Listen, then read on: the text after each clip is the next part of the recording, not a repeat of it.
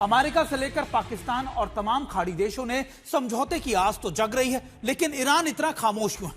America पाबंदियों से लेकर फ्री संपत्तियों और हॉर्मूज से लेकर यूरेनियम तक तमाम ऐसे मुद्दे हैं जिन पर ईरान की सहमति पर पूरी दुनिया भर की नजरें टिकी हुई हैं। इस बीच ईरान के राष्ट्रपति ने ताजा बयान ने समझौते की कोशिशों को दिलचस्प बना दिया है। उन्होंने कहा कि फैसला तो मुस्तफा खामनेई ही करेंगे, लेकिन ईरान के इन तमाम अटकलों के बीच, इस खामोशी के बीच में ये रिपोर्ट आपको दिखाते हैं।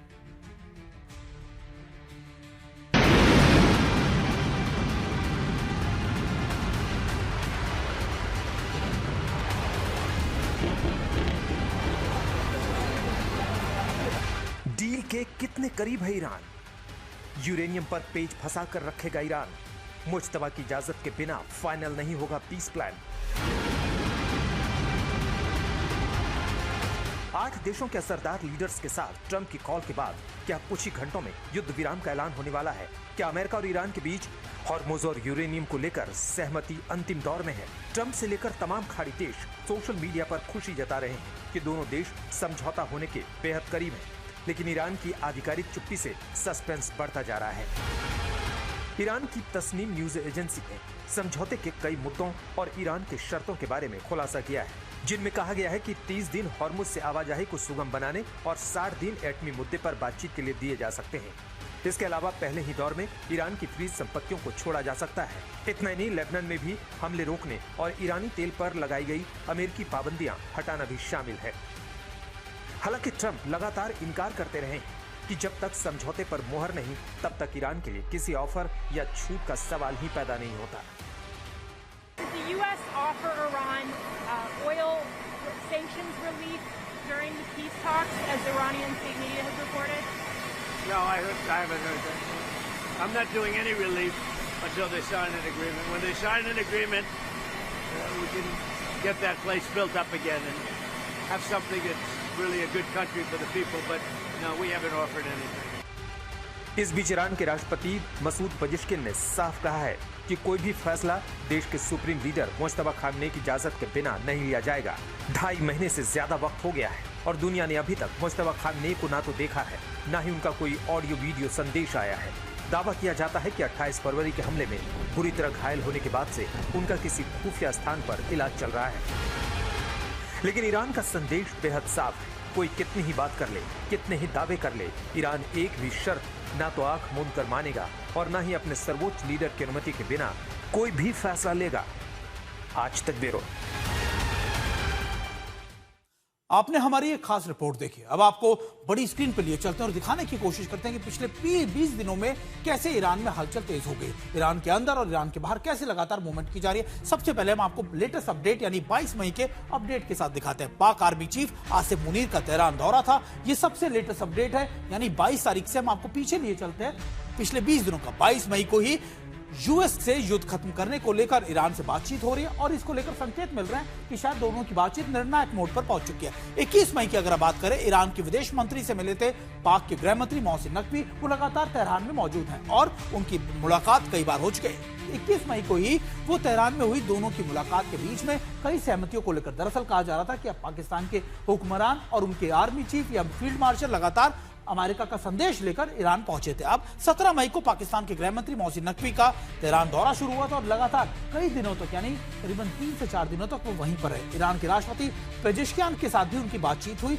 उन्होंने भी लगातार दोनों के बीच में समन्वय बनाने की कोशिश की गई और ये कोशिश की गई कि लगातार अमेरिका का जो संदेश है वो ईरान तक पहुंच सके। 14 मई को आपको याद होगा ब्रिक्स सम्मेलन में भारत पहुंचे थे ईरान के विदेश मंत्री अरागची और लगातार यहां पर भी उन्होंने बातचीत की बात तो कही, लेकिन अपनी शर्तों के साथ। और शायद ईरान यही वजह है कि हर मंच पर अपनी बातें, अपनी शर्तें रख रहा था। भारत के विदेश मंत्री एस जयशंकर के साथ उनकी मुलाकात भी हुई और उन्होंने अपना पर्सपेक्टिव या अपना नजरिया भी हमारे भारत के साथ साझा किया और बताया कि युद्ध में ईरान क्या समझता है और किस तरीके से इसे आगे बढ़ाना चाहता है। चीन के दौरे पर 6 मई को गए थे, आपको याद होगा विदेश मंत्री अरागची। उस समय भी ईरान के साथ चीन की बातचीत हुई थी और माना जा रहा था ये दौरा इसलिए बहुत महत्वपूर्ण था क्योंकि उसके ठीक बाद डोनाल्ड ट्रंप भी चीन पहुंचे थे और शायद उसी बातचीत के दौरान कई महत्वपूर्ण बिंदुओं पर डिस्कशन किया गया होगा। ट्रंप के दौरे से पहले चीन के नेताओं से मिले थे ईरान के मंत्री और अपना रुख या अपने पर्सपेक्टिव को बहुत क्लियर कर दिया। अब ईरान न्यूज एजेंसी का दावा है कि हॉर्मूज 30 दिनों के अंदर सामान्य हो जाएगा। लेकिन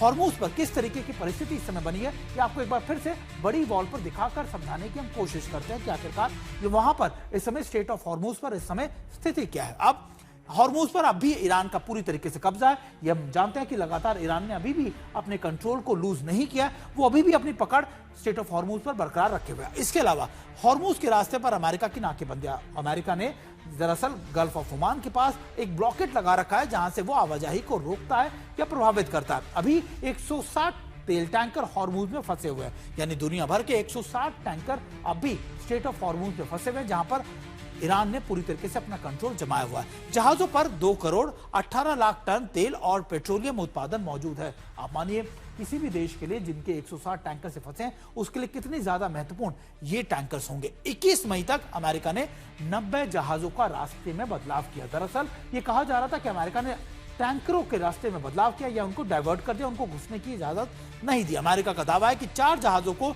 निष्क्रिय भी किया गया। अमेरिका ने कहा है कि देखिए जो जहाज नहीं रुके उन पर हमने बड़ी कार्रवाई भी की और लगातार ये कोशिश की जा रही है दोनों तरफ से कि बातचीत की जाए, लेकिन स्टेट ऑफ हॉर्मूज अब भी दोनों के बीच में लगातार एक बड़ी अड़चन है। हमारे साथ हमारे दोनों खास मेहमान हमारे साथ जुड़े हैं। अगर संजय सोई सर, इन बातों को 60 दिन के अंदर अगर हमने स्टेट ऑफ हॉर्मूज खोल भी दिया तो ईरान की तरफ से खोल भी दिया गया, बातचीत हो भी गई, तो क्या आपको लगता है कि एक ऐसा वेपन नहीं बन गया स्टेट ऑफ हॉर्मूज, जब जब अमेरिका के और ईरान के बीच में तल्खी बढ़ेगी या इजराइल कोई बड़े ऑपरेशन करेगा, ईरान फिर से स्टेट ऑफ हॉर्मूज को बंद करने की धमकी दे देगा? बिल्कुल सुमित जी, इसमें कोई शक नहीं है कि ईरान के हाथ में, जैसे कहते हैं, न्यूक्लियर हथियार जैसे बहुत बड़ी ताकत मिल गई है, जिसका उनको शायद पहले अंदाजा नहीं था। मुझे लग रहा है युद्ध के पहले इन्होंने सोचा नहीं था, लेकिन जिस प्रकार से परिस्थितियां डेवलप हुई उसके हिसाब से जब इन्होंने देखा ये तो बहुत ताकतवर है और पूरी दुनिया का प्रेशर इस समय में अमेरिका और इजराइल के ऊपर आ रहा है कि आप युद्ध रोकिए, युद्ध बंद कीजिए, किसी न किसी तरह हॉर्मूज खोलिए। खास तौर पे देखा जाए यूरोप और साउथ ईस्ट एशिया के अलावा जो गल्फ के देश है जहां पे अमेरिका की बेसिस है, वो भी अमेरिका के ऊपर प्रेशर डाल रही है कि गल्फ खोलिए, क्योंकि उनकी इकोनॉमी डाउन हो रही है। एक तरफ से खरीदने वाले को दिक्कत है, बेचने वाले को भी दिक्कत है। अगर बेचने वाले का सामान नहीं बिकेगा तो उनकी इकोनॉमी भी तो तेल के ऊपर डिपेंडेंट, तो उनका भी बहुत प्रेशर है। बार बार ट्रम्प यही कहते हैं कि हमारे मित्र देश गल्फ देश पाकिस्तान ने किया इसलिए हम सीज फायर आगे बढ़ाते जा रहे हैं, तो इनका भी प्रेशर है। तो ये डेफिनेटली एक ऐसा थिया। लेकिन एक बात मैं कहना चाहूंगा कि ये वैसे गलत है, इंटरनेशनल कानून के खिलाफ है, इस समय जरूरत थी। लेकिन दुनिया में इसी तरह के और भी स्टेट्स हैं, जैसे स्टेट ऑफ मलक्का हो गया, इसका इस्तेमाल किया जा सकता है, इंडोनेशिया के पास है। बिल्कुल। और सर ये तो फिर एक ऐसा कह सकते हैं ऐसी बड़ा नॉर्म्स बन जाएंगे जिसमें हर देश अपने हिसाब से फिर अपने ब्लॉकेट्स को लगाना शुरू कर देगा, लगातार पैसा वसूलना शुरू कर देगा।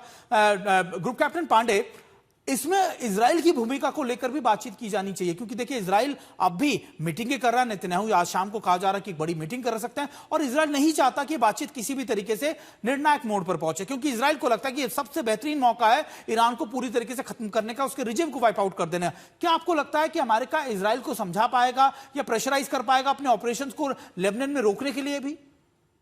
देखिए, अगर देखें लेबनान के साथ हमने जो देख रहे हैं कि जो सीज फायर है 45 दिनों का, वो सीज फायर तो केवल मात्र कागजों पर है, कूटनीतिक शब्दों में है।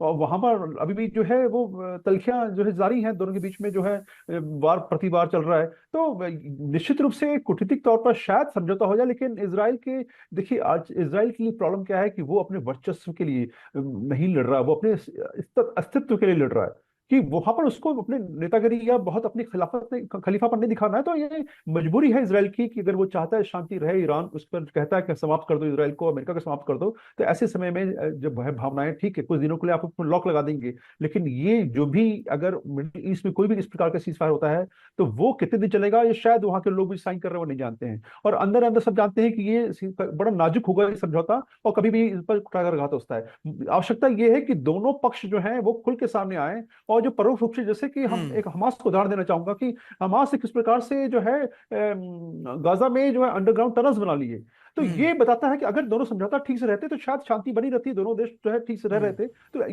वो जो अपने आपस में विश्वास अगर कायम था, ट्रस्ट कायम रहता है, तो शायद बिल्कुल। और लंबा शायद- चले। लेकिन सर, ऐसी संभावना शायद- लगती नहीं, क्योंकि दोनों के ऑब्जेक्टिव्स अलग हैं। बिल्कुल। और सर मुझे लगता है कि ये शायद जो ट्रस्ट डेफिसिट है ये चारों तरफ है। ईरान का अमेरिका पर नहीं है, अमेरिका और ईरान के बीच में नहीं है, मिडिल ईस्ट का नहीं है, इजराइल का नहीं है। ये ट्रस्ट डेफिसिट ही है जो सबसे बड़ी, आप कह सकते हैं कि कार्रवाई का सबसे बड़ा, आप कह सकते हैं कि एग्जाम्पल बना हुआ है।